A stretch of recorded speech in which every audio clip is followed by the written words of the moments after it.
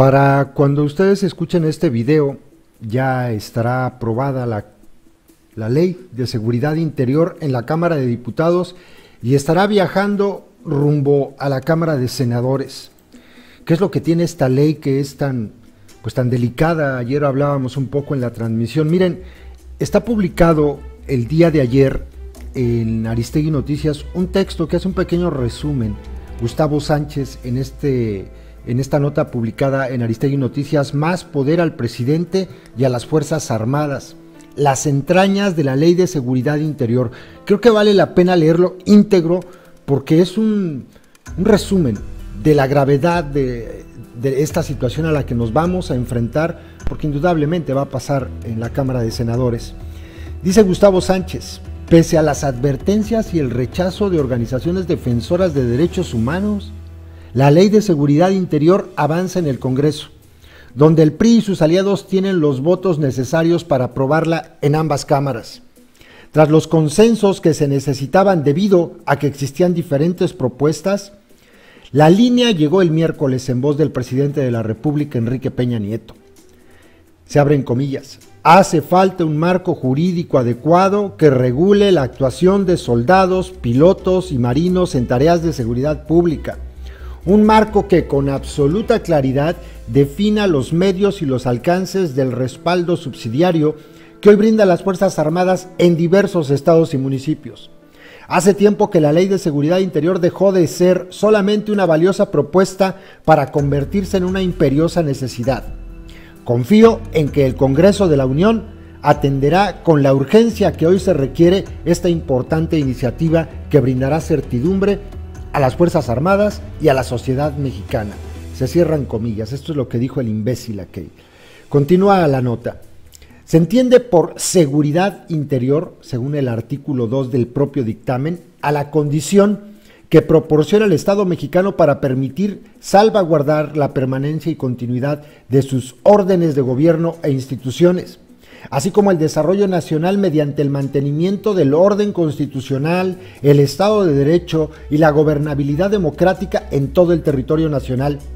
Comprende el conjunto de órganos, procedimientos y acciones destinados para dichos fines, respetando los derechos humanos en todo el territorio nacional, así como para prestar auxilio y protección a las entidades federativas y los municipios frente a riesgos y amenazas que comprometan o afecten la seguridad nacional.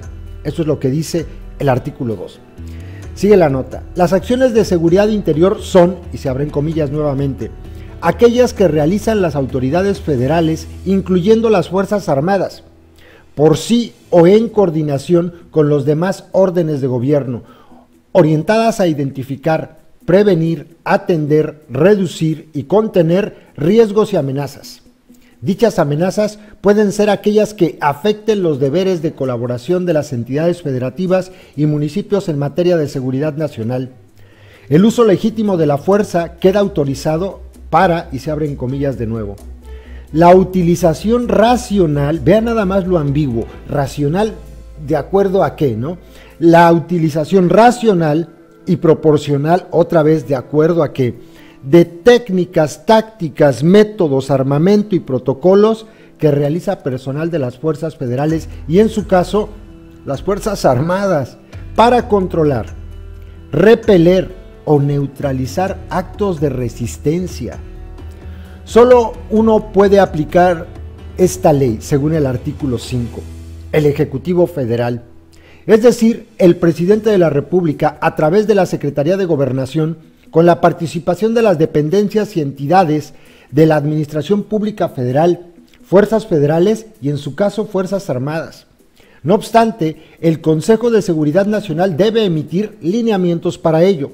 El artículo 7 indica que, en los casos de perturbación grave de la paz pública o de cualquier otro que ponga a la sociedad en grave peligro o conflicto y cuya atención requiera la suspensión de derechos, escucharon bien, cuya atención requiera la suspensión de derechos, se estará a lo dispuesto en el artículo 29 de la Constitución Política.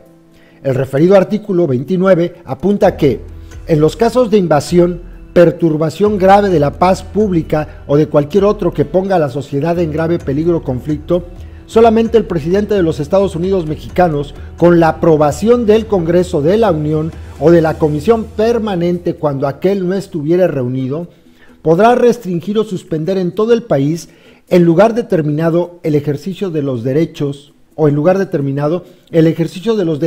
y las garantías que fuesen obstáculo para hacer frente rápida y fácilmente a la situación, pero deberá hacerlo por un tiempo limitado, por medio de prevenciones generales y sin que la restricción o suspensión se contraiga a determinada persona.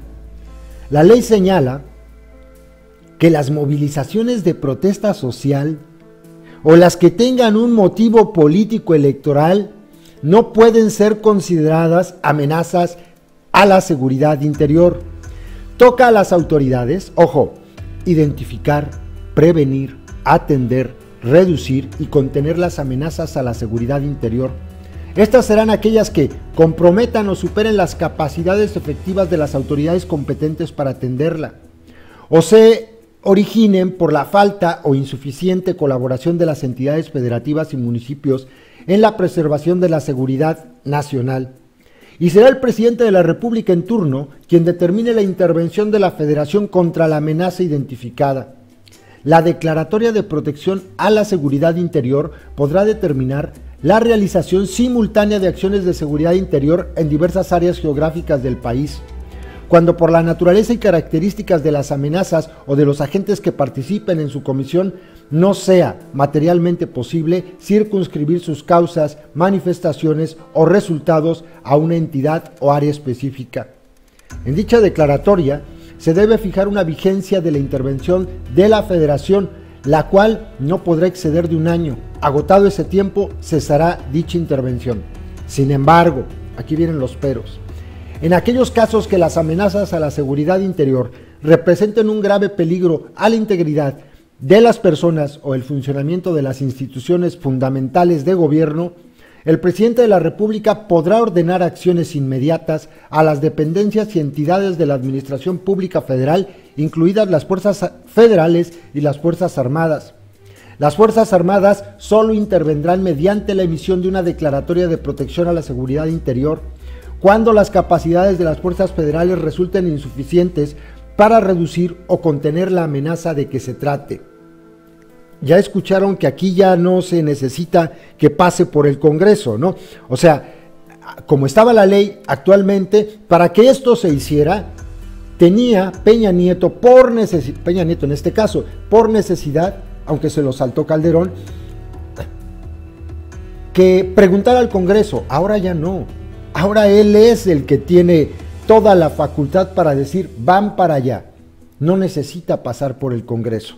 Continúo.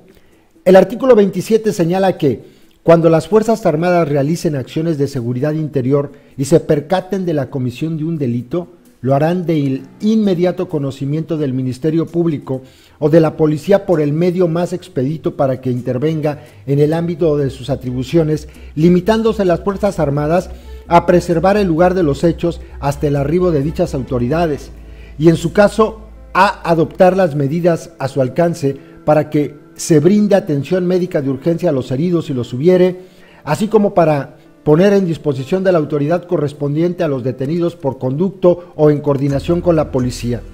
La ley tiene en total 34 artículos y entra en vigor al día siguiente de su publicación en el Diario Oficial de la Federación. Por ahora ya pasó en San Lázaro y haría lo propio en el Senado. De esto se trata la Ley de Seguridad Interior y es muy grave. Es la suspensión de derechos. Peña Nieto, en este caso, el que siga en la presidencia, puede hacer uso de las Fuerzas Armadas sin que el Congreso lo autorice. Ya se pueden ustedes imaginar en qué casos graves de perturbación social van a ser empleadas estas Fuerzas Armadas. Creo que sí se lo imaginan, ¿no? Bueno, el primero, en caso de que alguien esté inconforme después de la elección.